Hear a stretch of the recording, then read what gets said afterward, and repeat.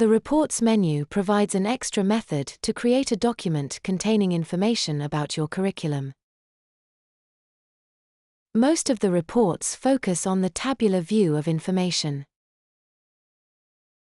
Reports are categorized based on the used hierarchy covering frameworks, programs, courses, and certificates.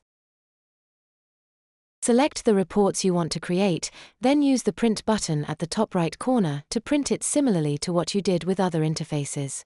Note that the Reports interface is considered one of the interfaces we regularly revisit, adding to and enhancing available reports based on the feedback we get from our customers.